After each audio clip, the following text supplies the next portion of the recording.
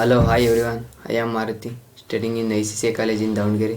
Today discuss about introduction to C, structure of C program.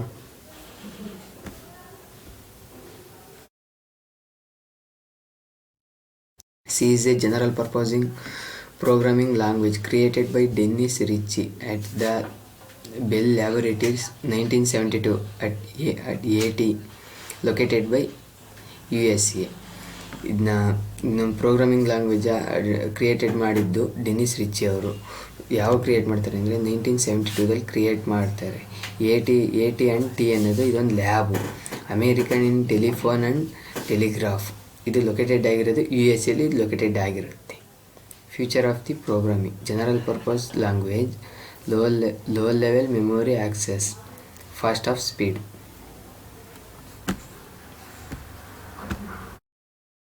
Structure of C programming. C programming structure consists of following component: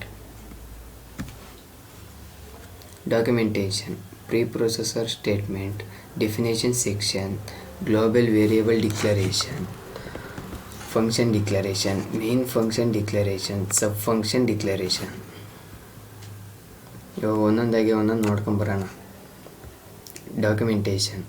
Documentation is a described the program. It consists program related information like ಏನಾರು ಒಂದು program ಬರೆದ್ರೆ ಅದಕ್ಕೆ related ಆಗಿ ಏನಾರು ಒಂದು ಹೆಸರು ಕೊಡಬೇಕು, ಇಲ್ಲಾಂದರೆ ಅದು ಅನಾಥ ಆಗ್ಬಿಡುತ್ತೆ. ಅದು ಪ್ರೋಗ್ರಾಮಿಗೆ ಯಾವ ಥರ ಅಂದರೆ ಒಂದು author name, date, purpose of programme.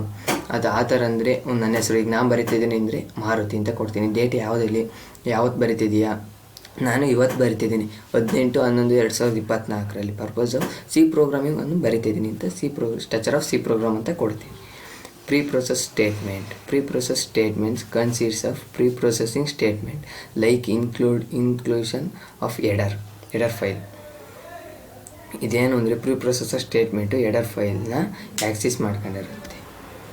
ಯಾವ್ಯಾವ ಅಂದರೆ ಅವು hash include header file, hash include string.h, hash include my ಫೈಲ್.h ಅನ್ನೋದನ್ನ ಇವು ಆಕ್ಸೆಸ್ ಮಾಡ್ಕೊಂಡಿರುತ್ತೆ. ಅದು preprocessor statement.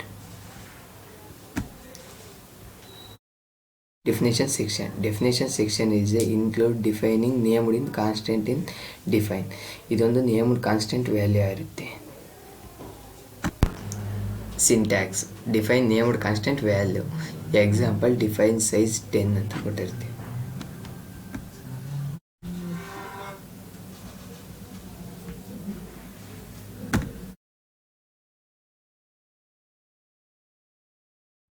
Global variable declaration.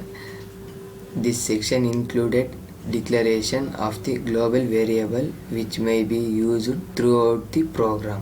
ಇದು ಯಾವ ಥರ ಅಂದರೆ ಮೇನ್ ಫಂಕ್ಷನ್, ಸಬ್ ಫಂಕ್ಷನ್ ಮೇಲ್ಗಡೆ ಡಿಕ್ಲೇರ್ ಮಾಡ್ಕೊಂಡ್ರೆ ಇದು ಎಕ್ಸಿಕ್ಯೂಟ್ ಆಗುತ್ತೆ. Syntax: data type variable name value. Example int ಅನ್ನೋದೊಂದು ಡಾಟಾ ಟೈಪು, ಎ ಅನ್ನೋದು ಒಂದು ವೇರಿಯಬಲ್, ಒಂದು ಸೈಜ್ ಅಂತ 10 ಅಂತ ಕೊಟ್ಟಿರ್ತೀವಿ.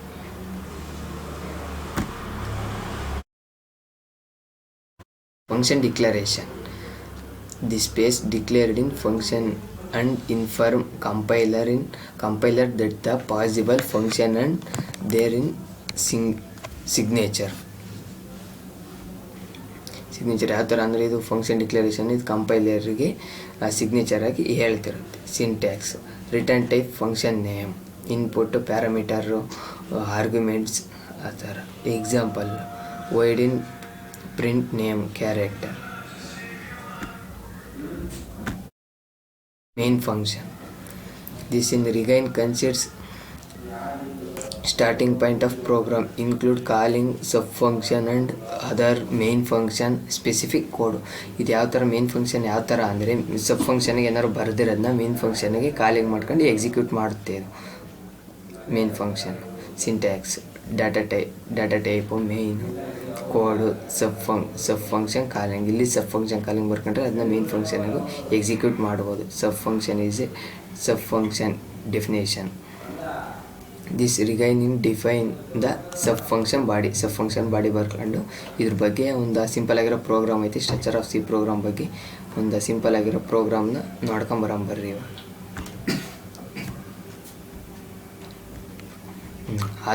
ಆಥರ್ ನೇಮ್ ಯಾವ ಥರ ಅಂದರೆ ಆಥರ್ ನೇಮ್ ಮಾರುತಿ. ಇವಾಗ ನಾನು ಬರಿತಿದ್ದೀನಿ ಈ ಪ್ರೋಗ್ರಾಮ್ಗೋಸ್ಕರ, ಅದಕ್ಕೆ ಇವಾಗ ನಾನು ಬರಿತಿದ್ದೀನಿ, ನನ್ನ ಹೆಸರು ಕೊಟ್ಟಿನಿ. ಪ್ರೋಗ್ರಾಮ್ ಡೇಟ್ 18/11/2024, ಇವತ್ತು ಬರಿತಿರೋದ್ರಿಂದ ಅದಕ್ಕೆ 18/11/24 ಅಂತ ಪರ್ಪಸು.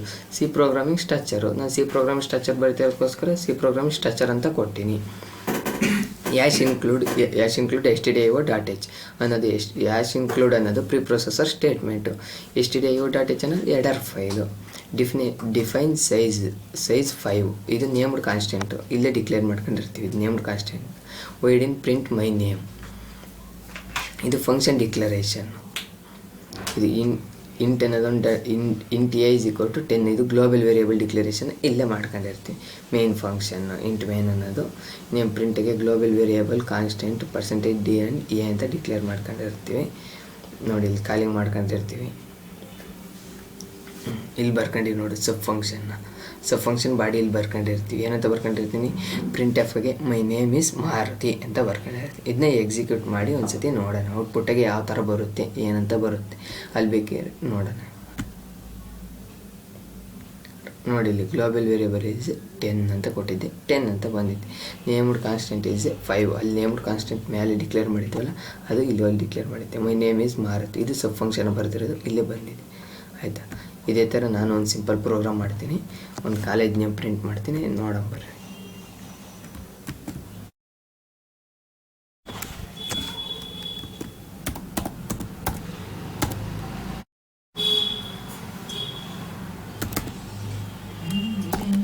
ಯಾಶ್ ಇನ್ಕ್ಲೂಡ್ ಅನ್ನೋದು pre processor statement.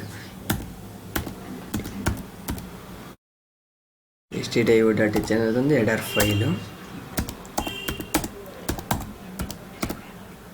Int main, ಇದು ಮೇನ್ ಫಂಕ್ಷನ್.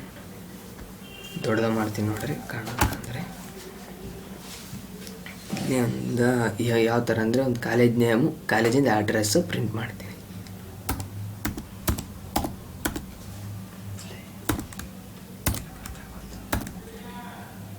ನಮ್ಮ ಕಾಲೇಜ್ ನೇಮ ಪ್ರಿಂಟ್ ಮಾಡ್ತೀನಿ.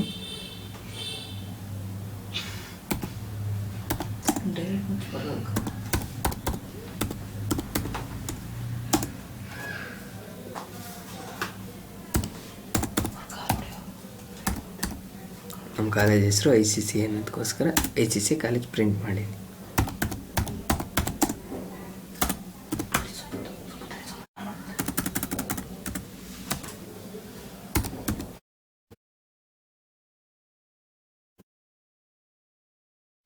ಇಲ್ಲೇನಂದರೆ ನಮ್ಮ ಕಾಲೇಜ ಅಡ್ರೆಸ್, ಯಾವ ಅಡ್ರೆಸ್ಸು ನಮ್ಮದು ಆಂಜನೇಯ ಬಡಾವಣೆ.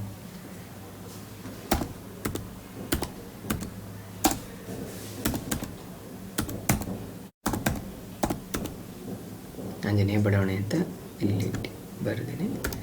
ನೋಡೋಣ ಔಟ್ಪುಟ್ ಯಾವ ಥರ.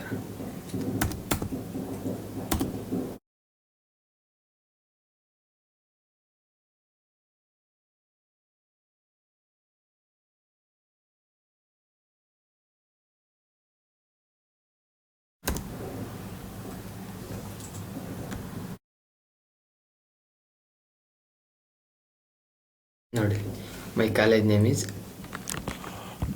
ಇಲ್ಲಿ ಯಾಕೆ ಹಂಗೆ ಬಂದಿದೆ ಅಂದರೆ \n ಕೊಟ್ಟಿಲ್ಲ, ಹಂಗಾಗಿ ಹಂಗೆ ಬಂದಿದೆ. ನೋಡಿ ಇಲ್ಲಿ ಮೈ ಕಾಲೇಜ್ ನೇಮ್ ICC, ಇನ್ನು ಆಂಜನೇಯ ಬಡಾವಣೆ ಅಂತ ಬಂದಿದೆ ಹಂಗೆ ಕಂಟಿನ್ಯೂಸ್ಲಿ. ಆ ಥರ ಬೇಡ ಅಂದರೆ ಒಂದು \n ಕೊಡಿ. ಇವಾಗ ಕ್ಲಿಯರಾಗಿ ನಿಮಗೆ ಅರ್ಥ ಆಗಂಗೂ ಬರುತ್ತೆ ಅದು. ನೋಡಿರ್ಬೇಕ್ರಿ ಇವಾಗ ಕರೆಕ್ಟಾಗಿ ಬಂದೈತಾ. My college name ICC, Anjaneya Badavane. Thank you for listening.